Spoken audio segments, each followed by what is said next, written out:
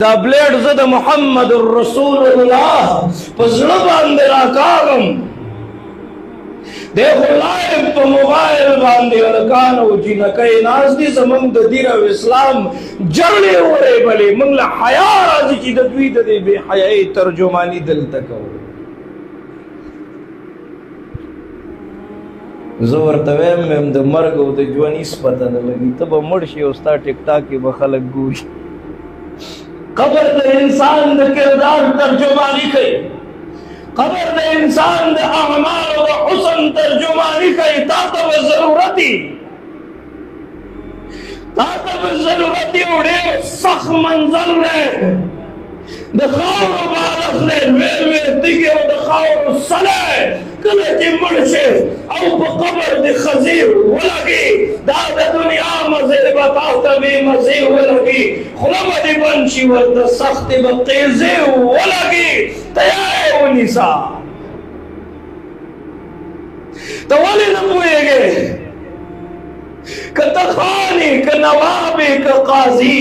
ته ولې نه پوهېږې ګوره ساه به دې وځي بیا واپس کله راځي ته ولې نه پوهېږې ستړی به په قبر کې سملې ته ولې نه پوهېږې که دې عمر شي 1000 کاله خود به مرې تورو خاورو له بځې د څومره خلکو جنازې موږ وکړو فاعتبروا یا اولی الابصار وګورو دې مقبرو ته حسن پکې دفن دی ځواني پکې دفن ده مال دولت پکې دفن دی شهرت پکې دفن دی عہدیدار پکې دفن دی مقام والا منصب والا عہدے والا غټو غټو ګاډو بنگلو والا پکې دفن دي کنه ته ولې نه پوهېږې پیدا په دې دنیا دی هر بشر جدا جدا منزل د ټولو یو دی خو سفر جدا جدا کردار ضروری شی کردار ضروری شی د صحابه کرامو کردارو دین وجود تراغلی دی بدر لتلی دی قربانی ورکړی دی دین وجود تراغلی دی بی بی فاطمه په خپل سر باندې د حیا ساتره او برقع اچولې ده دین وجود تراغلی دی دین وجود تراغلی دا بې حیایۍ دا د فحاشۍ سیلاب به موږ د جهنم کندو ته وغورځوي او چې تربیت نه وي که نه نو د زړه د درد نه درته وایم د 11 کالو ماشوم بم په نشو کې اخته وي نو ما یې راوستو ما ته مولانا صاحب موږ سره په هسپتال کې داسې داسې ماشومان هم شته نو چې کله یې ما له راوستو نو ما د دې لاس نه ونیو ما ورته نصیحت وکړو ما وې بچیه چا داسې برباد کړې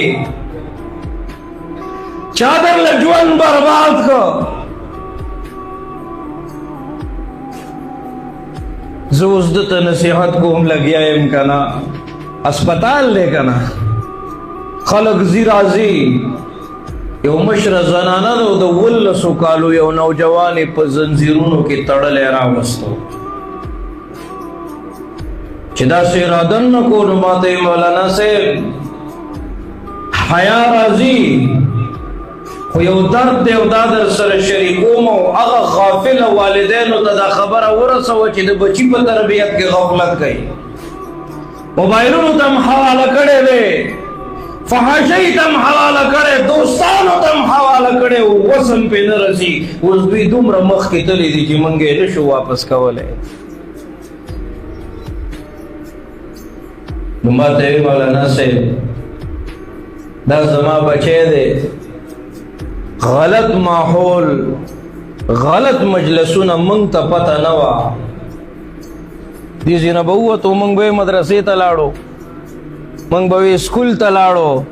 لږ د خپلو بچو پسې داسې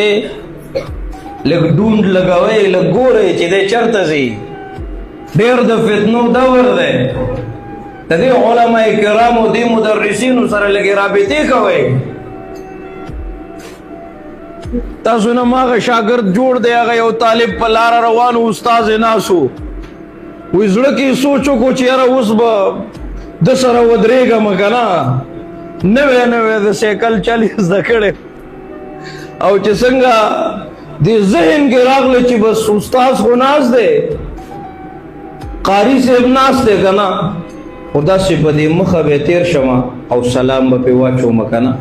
داسې په شغ به تیر شم او سلام به واچو د حفظ د استادانو خو روب ډېري که نه مونږ هم ډېر والي اوس خو وال نه شي کولی اوس خو دې وو ځان له دې کار وکتو جیل ته دی اچي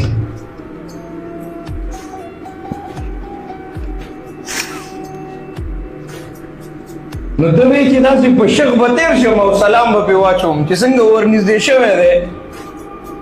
بس هغه سلام خو تیر شوی دی خو وایي په شغ استادي هغه ورته وایي زه به دې برابر کړم صبر وکړه نو تاسو خیر دی دې قاري صاحبانو سره لږ تعلق ساتئ تبلیغ والا جماعت ته راشي بیا بل جماعت ته مانځلی دوی سره لږ کښېنئ که نه ښه نو پته به لګي چې ستا بچی هغه یو مې سرپرستان ورته وایي بله ورځ یو مولوي صاحب په دستربندۍ کې دومره غوسه و دومره خفه و دومره غمجن ما یې مولوي صاحب ولې دومره غمجن وایي یو غافله پلار غفلت دومره انتها ته ورسي که نه چې د هغه د بچي نن دستربندي د عیب بچي ټول قرآن یاد کړی دی بچی ټول قرآن یاد کړی بچی ته به پګړۍ په سریږي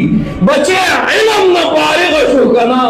او دا پلار په دنیا کې دومره مصروفه دی مشین ته جوړ دی نن هم د سره ټیم نشته دی چې دی د خپل بچي په دې خوشحالۍ کې شریک شي